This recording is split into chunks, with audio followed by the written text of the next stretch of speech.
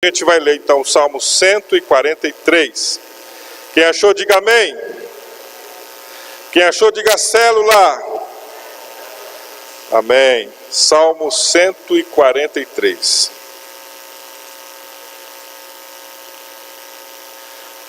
Atende, Senhor, a minha oração. Dá ouvidos às minhas súplicas. Responde-me segundo a tua fidelidade, segundo a tua justiça. Não entres em juízo com o teu servo, porque à tua vista não há justo, nenhum vivente. Pois o inimigo me tem perseguido a alma, tem arrojado por terra a minha vida, tem me feito habitar na escuridão. Como aqueles que morreram há muito. Por isso, dentro de mim, esmorece o meu espírito, e o coração se vê turbado. Lembro-me dos dias de outrora, penso em todos os teus feitos e considero as obras das tuas mãos. A ti levanto as mãos, a minha alma anseia por ti como terra sedenta. Dá-te pressa, Senhor, em responder-me. O espírito me desfalece. Não me escondas a tua face, para que eu não me torne como os que baixam a cova. Faze-me ouvir pela manhã da tua graça, pois em ti confio. Mostra-me o caminho por onde devo andar, porque a ti elevo a minha alma. Livra-me, Senhor, dos meus inimigos, pois em ti eu me refugio. Ensina-me a fazer a tua vontade, pois tu és o meu Deus. Guia-me o teu bom espírito por terreno plano. Vivifica-me, Senhor, por amor do teu nome, por amor da tua justiça. Tira da tribulação a minha alma.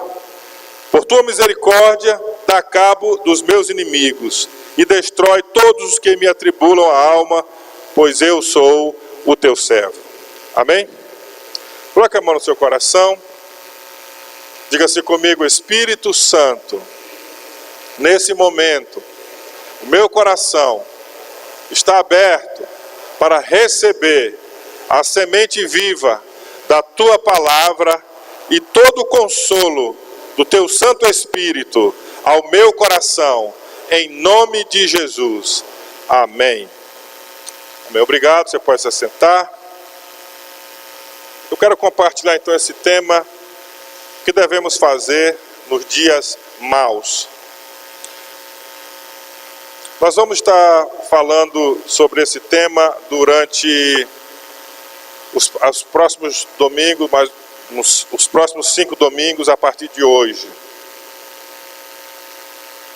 E nessa noite, a partir desse salmo, nós vamos então estar começando a falar sobre esse tema. Por que devemos refletir sobre isso? Porque todos nós, de alguma maneira, passamos por dias maus.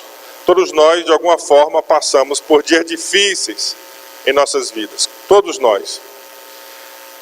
Eu não preciso perguntar aqui quem já passou por uma tribulação, quem já passou por uma dor, porque isso é uma condição comum a todo ser humano.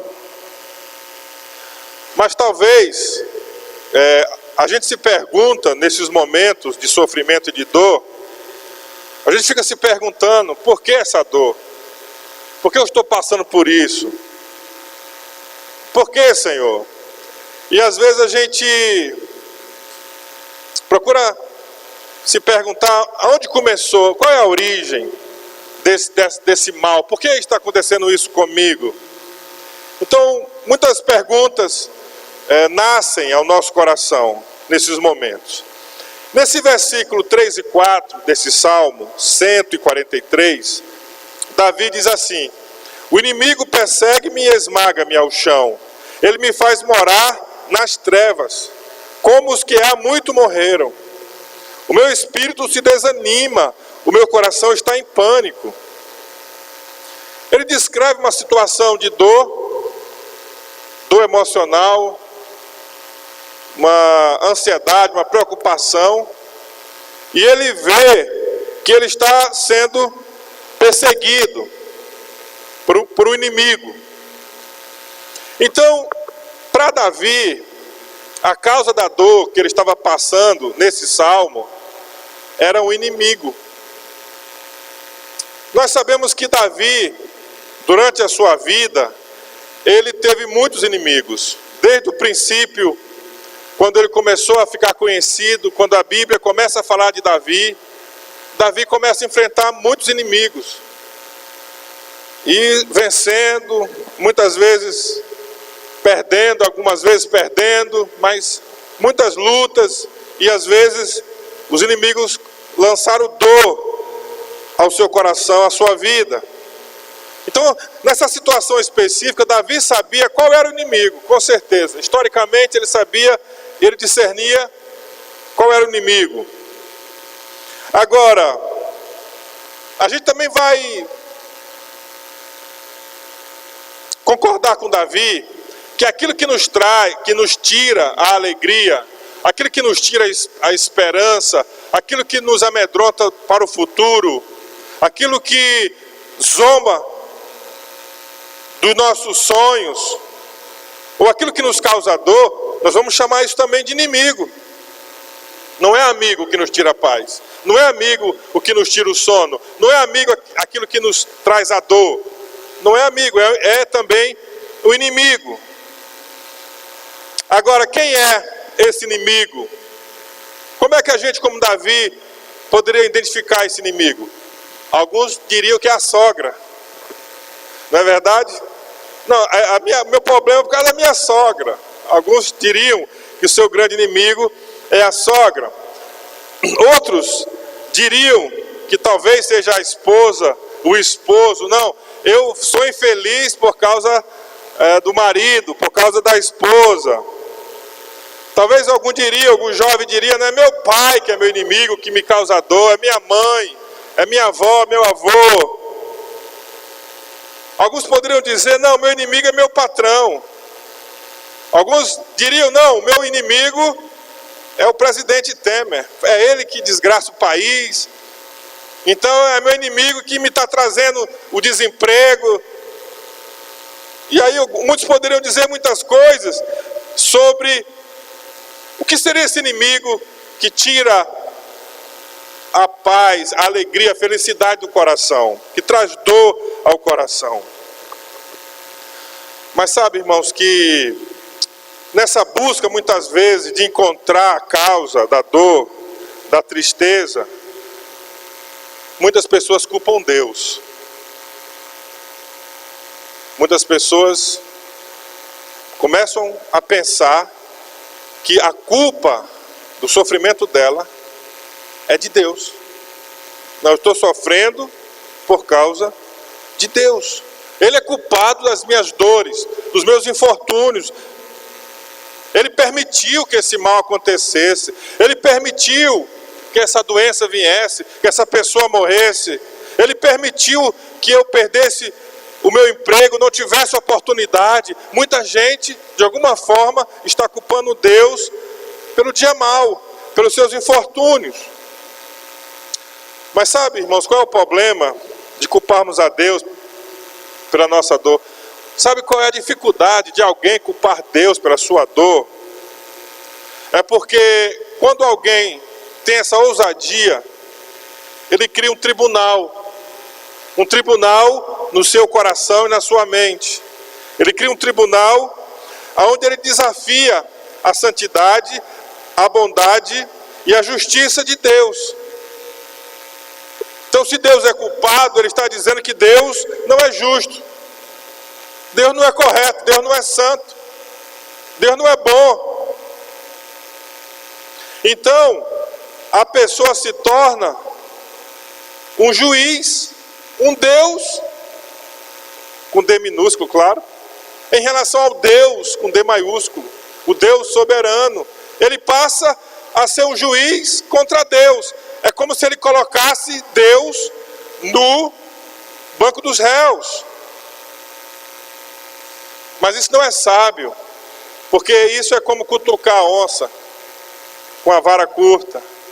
Ou como diz outro ditado popular, isso é como tentar tapar o sol com a peneira. Isso é muito frágil.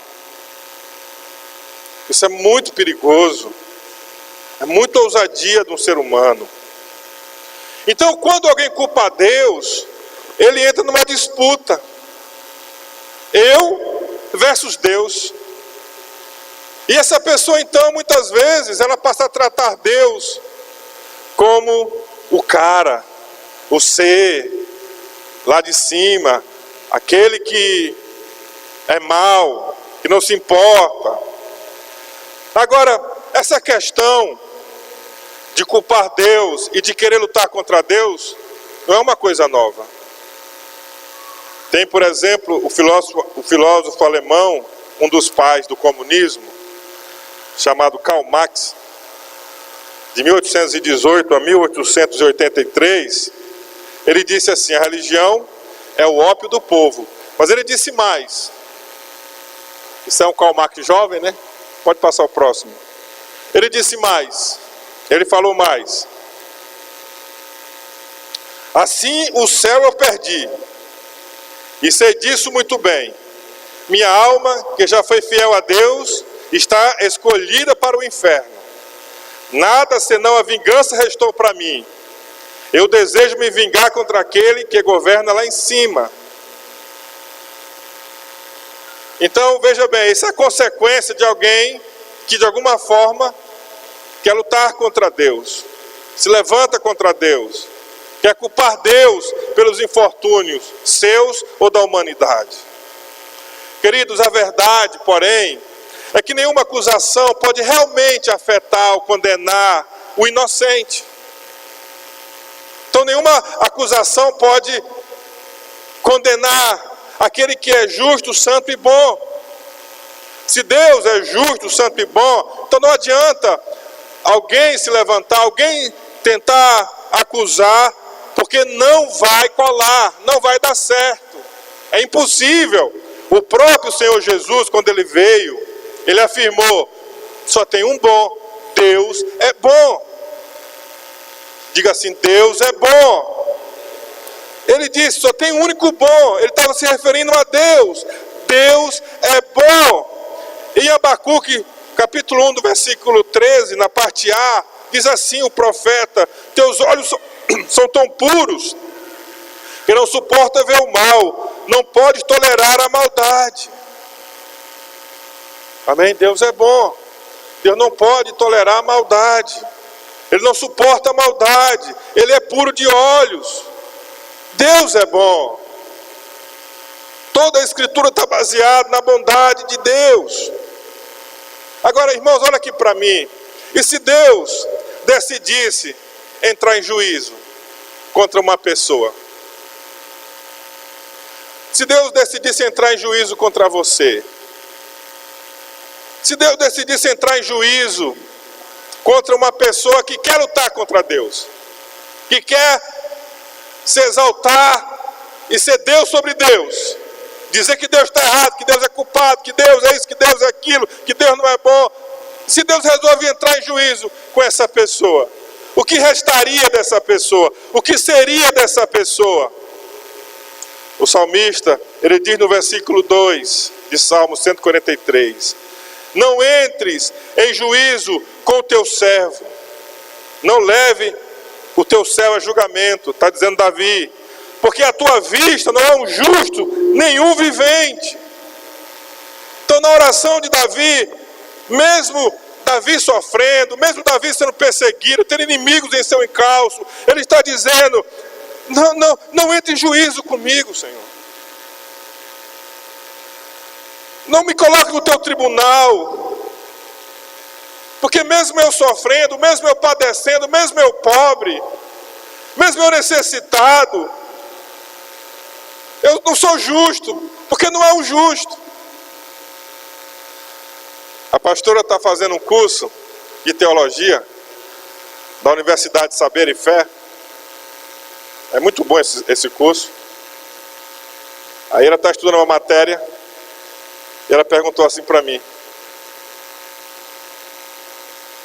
O homem peca porque ele é pecador?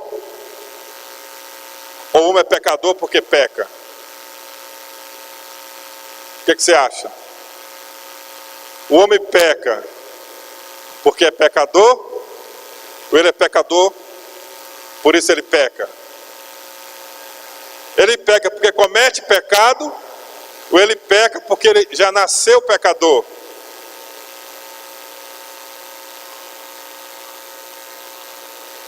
Ele é pecador porque ele faz o pecado? Ou ele já nasceu pecador desde o ventre da sua mãe? Então, queridos, é claro que o homem é pecador porque ele comete pecados. Mas ele é pecador primeiramente porque ele já nasceu em pecados. Davi disse: em pecado concebeu a minha mãe. Paulo fala em Romanos: todos pecaram e destituídos estão da glória de Deus, não há um justo sequer. Então o homem peca porque ele nasceu pecador. Desde quando Adão pecou, todo ser humano nasce pecador. É geração de pecadores. A única esperança para o ser humano é ele nascer de novo. Ele nascer espiritualmente, através do arrependimento de pecados, e dele dar meia volta e olhar para Jesus na cruz, e aceitar o sacrifício de Jesus. Então ali tem a realidade do velho homem pecador ser crucificado, e através de Jesus, da fé em Jesus, do arrependimento, nascer novas criaturas, pessoas com novo coração, que podem agora adorar a Deus em espírito e em verdade. E eu espero que eu e você tenha tido essa experiência, porque só entra no reino de Deus aquele que nascer de novo. Você pode dizer glória a Deus? Então, Davi está dizendo: Senhor, não entre em juízo contra mim, porque não há ninguém justo. Queridos, a Bíblia mostra alguns momentos que Deus entrou em juízo contra pessoas. Ele entrou em juízo. Ele teve que entrar em juízo. Nos dias de Noé, o próprio Jesus falou sobre isso. Deus entrou em juízo com a humanidade. E sabe o que aconteceu? Escapou 8 pessoas. O resto tudo foi consumido pelas águas. Deus entrou em juízo. Deus viu que o pecado tinha subido além da conta. E Deus disse: eu vou precisar fazer uma nova humanidade. Foi uma das primeiras tentativas de Deus levantar um novo povo na terra, que não fosse tão mau, tão perverso, tão pecador. E também nos dias de Sodoma e Gomorra, Deus também entrou em juízo contra aquelas 2 cidades, por causa dos seus pecados. E você sabe o que aconteceu? Fogo queimou tudo, destruiu tudo, e aqueles que escaparam tiveram que sair de lá. Então, essas experiências, queridos, nos diz que vai chegar um tempo que Deus vai trazer um juízo sobre toda a humanidade. Porque todos são pecadores. Nos dias de Noé, teve a arca da salvação. E em nossos dias, queridos, a nossa arca de salvação, a nossa tábua de salvação é a nossa fé em nosso Senhor e Salvador Jesus Cristo, porque todo aquele que nele crê não vai perecer com o mundo, com os pecadores que não se arrependeram, mas terão a vida eterna. Você pode dizer glória a Deus? Agora vamos aprender uma coisa com Davi sobre o que devemos fazer nos dias maus. Olha o versículo 5 desse salmo.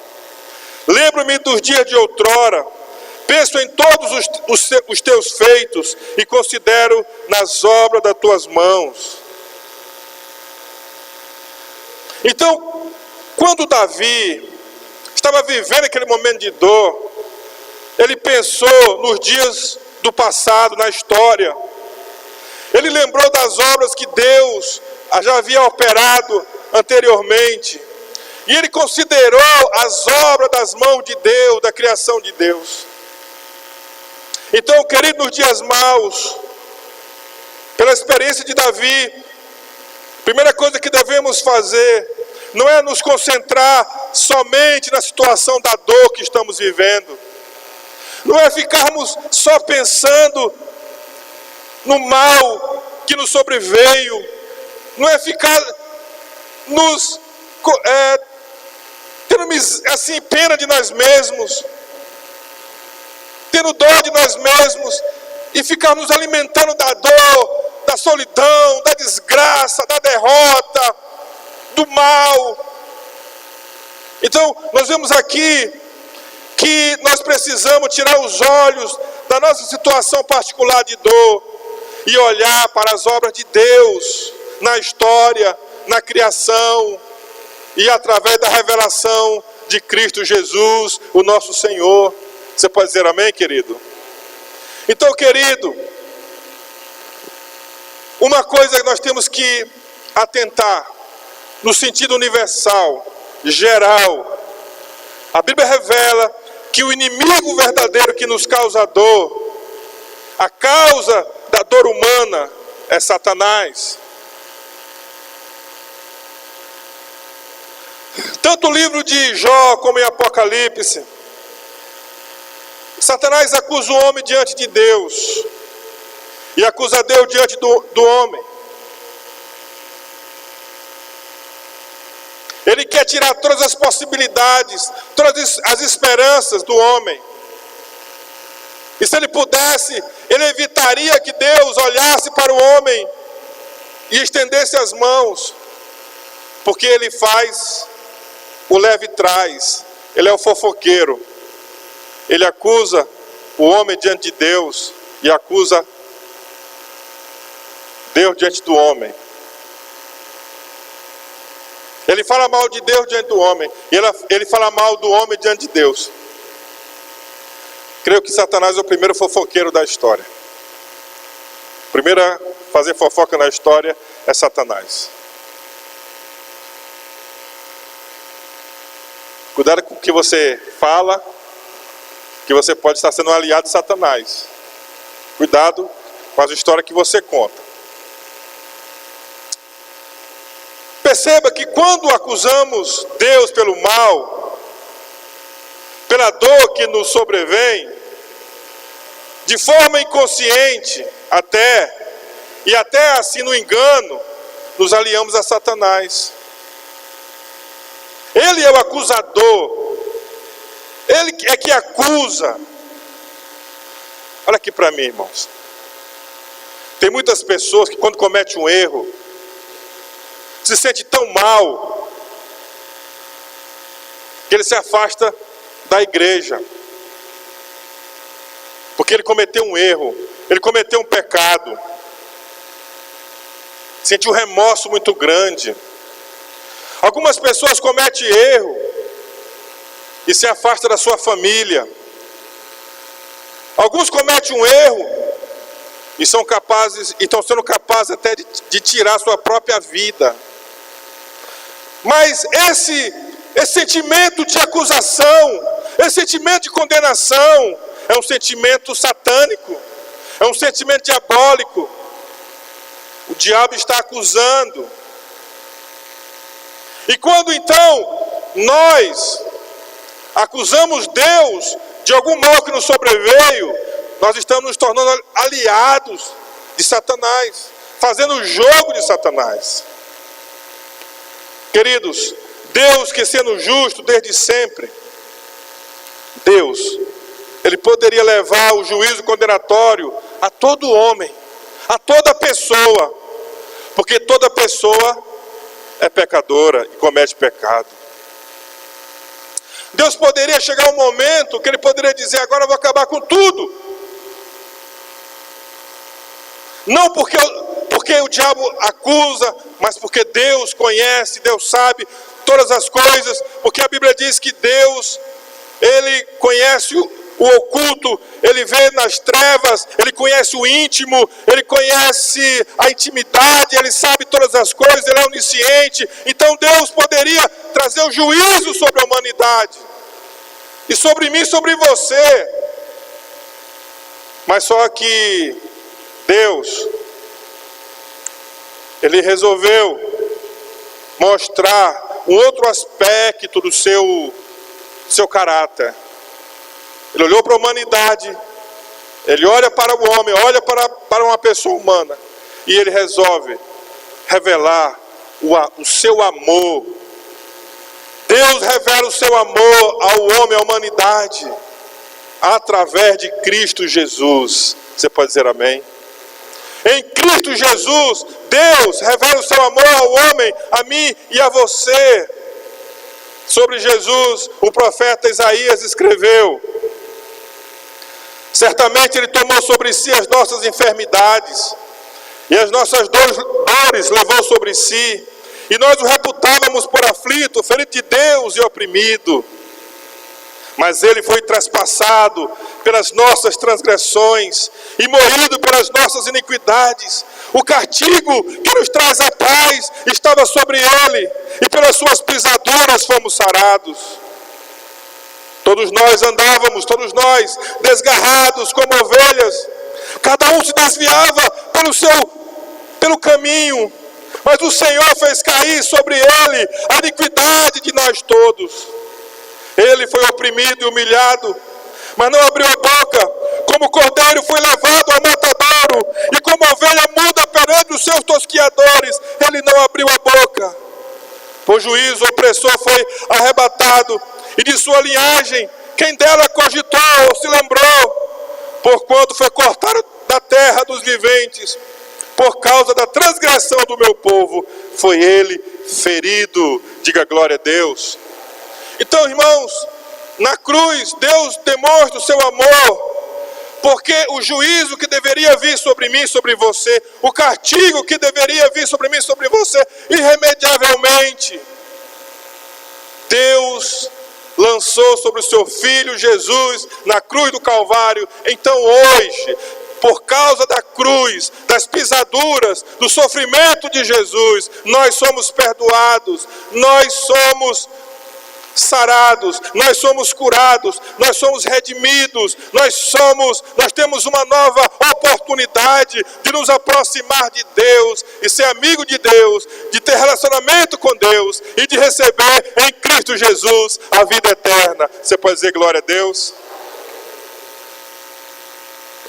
Segunda afirmativa sobre o que devemos fazer nos dias maus. Além de olhar o todo, olhar as obras de Deus na história e a obra de Jesus na cruz, devemos nos aproximar de Deus na dor, não para acusá-lo ou desafiá-lo, mas sim para ter a sua companhia e ajuda. Amém? Em vez da gente na dor pensar que Deus nos esqueceu, que Deus é nosso inimigo, nós devemos nos aproximar de Deus para receber a sua presença, o seu auxílio, a sua ajuda, para que a gente possa passar o tempo da dor com a presença dele conosco. Amém, querido? Amém? O que Davi fez no versículo 6? A ti levanto as mãos, a minha alma anseia por ti como terra sedenta. Dá-te, Senhor, em responder-me, o espírito me desfalece. Não me escondas a tua face, para que eu não me torne como os que abaixam a cova. Faze-me ouvir pela manhã da tua graça, pois em ti confio. Mostra-me o caminho por onde devo andar, porque a ti eleva a minha alma. Então, no momento da dor, no momento da angústia, Davi se aproximava de Deus para ter ajuda de Deus. Davi se aproximava de Deus para receber o fortalecimento e o alívio e a companhia de Deus para a sua vida. Então é isso que devemos fazer em tempo de dor, é nos aproximar mais de Deus. É querer mais ter momentos de oração, é poder ter mais momentos de adoração, de culto a Deus, reunir com a igreja, reunir com a família, é nos aproximar de Deus, acordar cedo ou dormir tarde, orar a Deus, cantar louvores a Deus, porque isso vai nos renovar, nos fortalecer a presença e a ação do Espírito de Deus em nossas vidas. Você pode dizer amém, querido?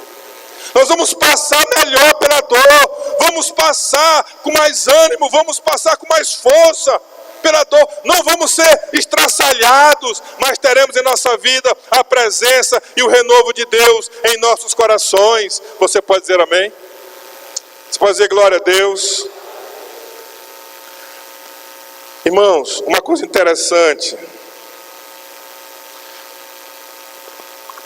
Quando Jesus estava para cumprir esse Isaías 53,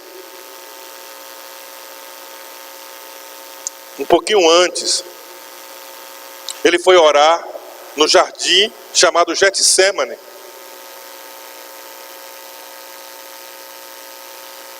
Depois do Getsêmani, ele foi viver, cumprir o que o profeta Isaías, que nós lemos ainda há pouco, tinha dito no Isaías 53, versículos 1 em diante. E lá na cruz, teve um momento que Jesus ficou sozinho. Lá na cruz teve um momento que pela primeira vez na eternidade, Deus ficou incompleto. Se é que isso é possível. A Trindade, Pai, Filho e Espírito Santo, não estavam completos em um dado momento, de certo modo. Porque quando Jesus estava ali carregando as nossas dores, carregando as nossas enfermidades, carregando os nossos pecados, ele clamou: Deus meu, por que me desamparaste? Ali na cruz, na sua morte, Jesus foi deixado sozinho, desamparado por Deus, porque estava nele os nossos pecados, estava nele as nossas iniquidades. Então ele disse: Deus meu, por que me desamparaste? Sabe por quê, queridos, que Jesus submeteu a esse momento? Jesus se submeteu a passar por isso, a sofrer isso. Sabe por quê? Olha aqui para mim. Para que nós tivéssemos a sua presença em todos os momentos da nossa vida. Para que nunca mais ficássemos sozinhos.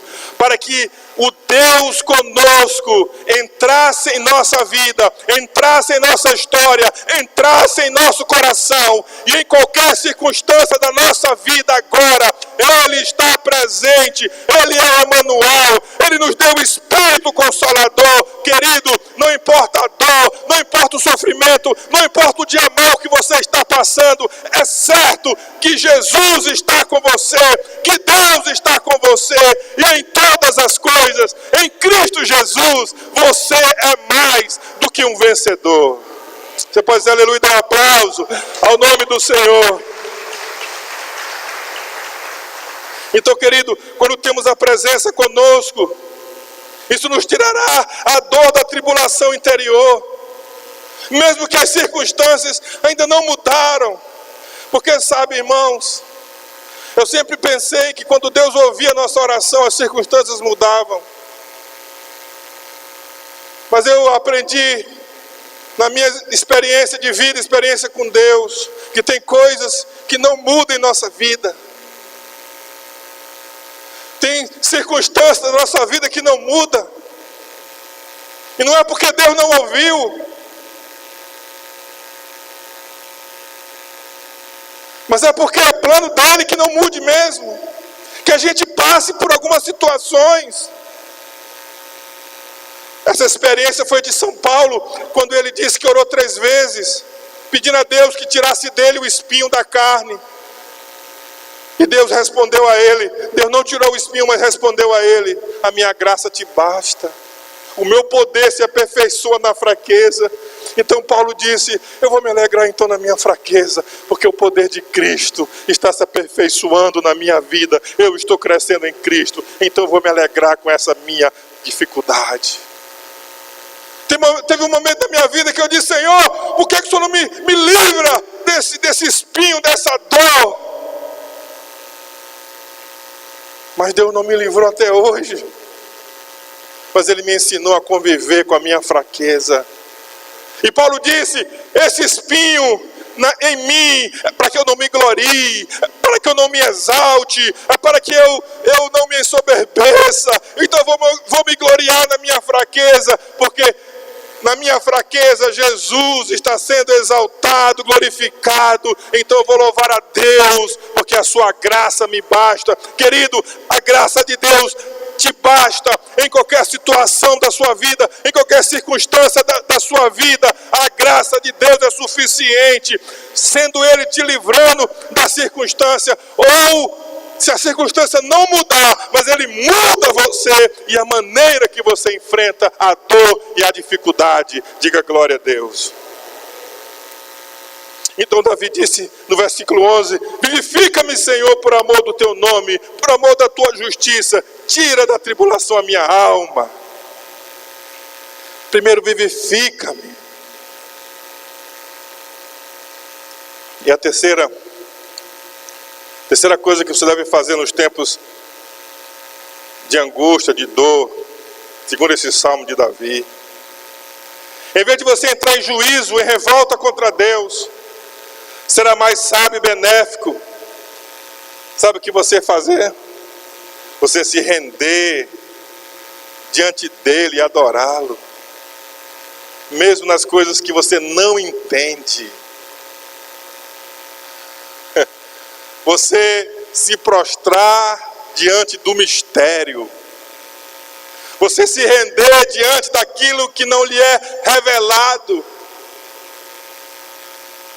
Você se prostrar diante daquele que é todo poderoso, que os seus pés fazem da terra o lugar de descanso e que o seu trono está nos céus. Diante da glória e da majestade dele, não importa a circunstância da vida, a melhor coisa a fazermos no momento de dor é nos rendermos, nos prostrarmos e adorarmos o nosso Deus, que é, que era, que é e que há de vir. Louvado seja o nome do Senhor Jesus, aquele que morreu e ressuscitou e vive para sempre, pelo século dos séculos sem fim, o juiz dos vivos e dos mortos, o Deus de graça e de misericórdia, que nos ama e com seu amor nos constituiu reino e sacerdote para o seu Pai, para o nosso Deus. Você pode dizer aleluia? O que foi que Jó fez, queridos? Quando ele perdeu tudo, e ele perdeu vidas, 7 vidas, 7 filhos, ele perdeu a riqueza, ele perdeu a herança, tudo que ele tinha conquistado financeiramente, as fazendas, o gado, tudo que era possível para um homem, o homem mais rico do Oriente, perdeu, ficou sem nada, adoeceu, doente, enfermo. Ele declarou: não saí do ventre da minha mãe e não voltarei. O Senhor deu, o Senhor tomou. Bendito seja o nome do Senhor. Você pode dizer glória a Deus. E a Bíblia diz que em tudo isso Jó não pecou, nem atribuiu a Deus falta alguma. Por que é que nós vamos culpar Deus por alguma coisa que acontece em nossa vida, se quando nós viemos a esse mundo, nós viemos sem nada? E é certo que o mais rico que exista, quando partir desse mundo, também parte sem nada. Então Jó disse: nu saí do ventre da minha mãe, nu voltarei. Se eu tive alguma coisa, o Senhor Deus, e se Ele por acaso resolveu tirar, louvado e engrandecido seja o nome do Senhor. Você pode dizer glória a Deus, querido? Queridos, lá no Getsêmani, Jesus estava ali suando gota de sangue, uma dor profunda. Ele se colocou de joelhos diante do Pai. E ele orou: Pai, passa de mim esse cálice, passa de mim esse momento de dor, esse momento de aflição. Senhor, passa de mim. Essa foi a oração de Jesus. Mas ele levantou os olhos e ele completou: mas não se faça, Senhor, a minha vontade, mas seja feita a tua vontade. Amém, queridos?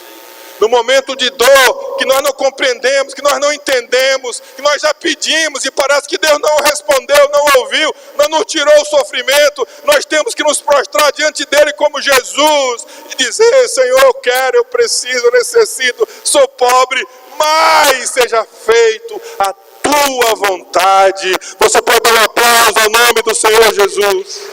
Aleluia. Eu quero concluir dizendo o seguinte: aquilo que o inimigo quer usar para nos destruir e nos afastar de Deus, qualquer provação, tribulação, dor, decepção, tristeza, Deus vai usar isso para nos ensinar e nos levar à salvação, os que não são salvos ainda.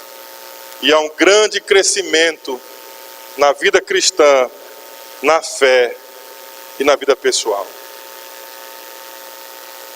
Irmãos, na minha experiência de fé, de vida, através da dor, que o inimigo entrou na minha vida e tentou me destruir, Deus trabalhou em mim e transformou minha vida, meu interior, e me trouxe um crescimento espiritual, um crescimento na fé, um crescimento em humanidade, de me tornar mais parecido com Jesus. Aquilo que o inimigo tentou usar para me destruir, Deus usou para me aperfeiçoar e me transformar. Quantos cristãos não cresceram depois da dor e do sofrimento? Quantos não passaram essa experiência de crescimento depois da dor e da tristeza e da decepção? Com certeza alguns de vocês aqui já tiveram essa experiência de ter crescido na sua vida por causa de uma dor, por causa de um momento mau na sua vida, que aparentemente parece que ia te destruir, parece que era para te lançar ao chão, mas Deus usou aquilo para te elevar, para te exaltar, para glorificar o nome dele na sua vida. Hoje, se a dor está lhe alcançando, o que você vai fazer? Vai acusar Deus, culpar Deus, olhar para a obra de Jesus na cruz e dizer a ele, como Davi: Senhor, não retire de mim o teu espírito, a tua presença, mas me ajuda a passar e perseverar nesse momento, até que a dor passe, até que o sofrimento passe, pois tu és o meu Deus, tu és a minha força e tu és a minha salvação. Nessa noite quero convidar você, com dor ou sem dor, a dor em você ou a dor em alguém, que você possa dizer nessa noite: Senhor, nesse momento, nessa luta que eu estou passando, eu quero dizer para ti: tu és o meu Deus, tu és a minha rocha, tu és a minha salvação, e contigo em todas as coisas eu sei, eu sou mais do que vencedor em Cristo Jesus. Amém? Glória a Deus.